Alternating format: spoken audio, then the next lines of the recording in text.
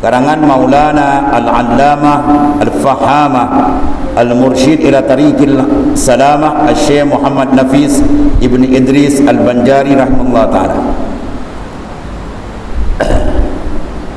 Pembahasan kitab kita ni akan menuju kepada tauhid 4, ya, af'al, sifat, zat dan asma.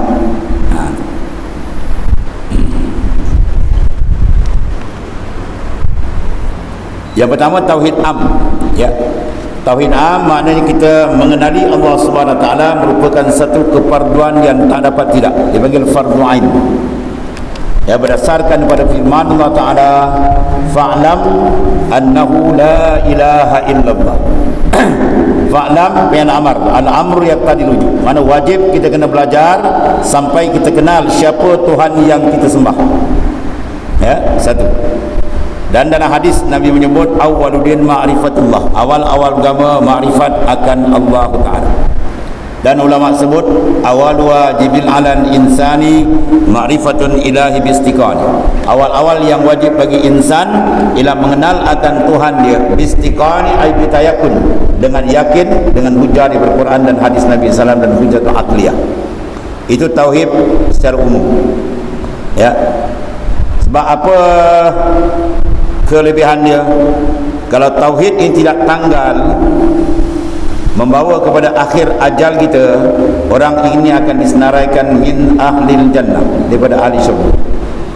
Kalau tauhid dia tidak ada, atau tauhidnya rosak dan tanggal, akidah dia rosak, maka dia min ahlin nar khalidina fiha abada, dia akan kekal dalam neraka selama-lamanya, wal ayazabillah. Betul, wajib bagi kita menjaga akidah dan tauhid dengan Allah Subhanahu wa taala, ya. Cuma tauhid ini dibagikan oleh ulama pada dua pembagian. Pertama, tauhid am. Tauhid am tu yang kita belajar sifat 20, kan? Kita belajar sifat-sifat Allah Ta'ala supaya kita dapat membezakan pencipta dan yang dicipta, antara muhdis dengan muhdas. Muhdis mana yang menjadikan, khaliq dengan ayalah muhdas yang dijadikan itulah al-makhluk, supaya dibiasakan. Ini antara gerakan pertama para nabi-nabi dan rasul-rasul alaihi salatu wassalam, ya. Sebab wa man lam ya'lam ma'nahuma fa huwa kafirun mukhalladun finnar wa in shalla wa sama ramadan wa hajjal baitil haram. Barang siapa yang tidak mengetahui akan makna kalimah la ilaha illallah Muhammadur Rasulullah, disebut dalam surat 13 dalam kitab Usulut Tahqiq, bahawa kafirun mukhalladun binnar, dia akan masuk ke neraka secara kekal. Wa in shalla, walaupun dia sembahyang, wa shama ramadan, walaupun dia puasa ramadan, wa hajjil baitil haram, walaupun dia pergi ke Mekah haji. Maksudnya apa? Pengenalan terhadap Allah merupakan tunggak yang pertama. Mana mungkin surat yang kita hantar, kalau postman tidak tahu membaca, tak kenal Tuhan, surat dia tak ada sampai, tidak terbaca, akhir bagaimana surat tong sampah, ya. Itulah kita kenal akan Allah Ta'ala. Itu maknanya pengenalan kita terhadap Allah Ta'ala melalui sifat sebagaimana yang kita telah belajar. Cuma ni kita nak muzakarah dan mendetili sedikit, itu saja, ya. Sebab tauhid yang biasa kita baca ialah tauhid am.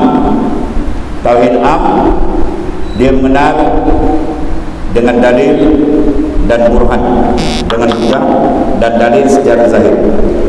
Adapun tauhid yang kita nak bawa sini rangkaian dua sekali, iaitu mengenal Allah Ta'ala bukan sekadar dengan dalil, tapi mengenal dengan zauq, wijdan, syuhud dan ayyan. Mengenal Tuhan dengan rasa hati. Tiap-tiap yang mengenal tak semestinya dia merasa, dan tiap-tiap yang merasa pasti dia mengenal, ya. Kita nak mengenal dengan rasa, dia panggil zauqi, rasa. Itu yang disebut dalam hadis Rasulullah SAW, afdalul iman an ta'lamallah haitsuma kunta. Afdalul iman, iman yang paling afdal, kamu sedar dan kamu mengenali Allah Ta'ala, keperasanan kamu kepada Tuhan di mana saja kamu berada. Kita melangkah, kita berjalan, terasa saat kita dipandang oleh Allah Ta'ala. Ini tauhid yang kita nak bawa. Tauhid bin nazar, tauhid dalam merasai, kesedaran dia, keperasanan kita dengan Allah Ta'ala naklah diadakan di setiap saat, tunggal dalam merasakan dia.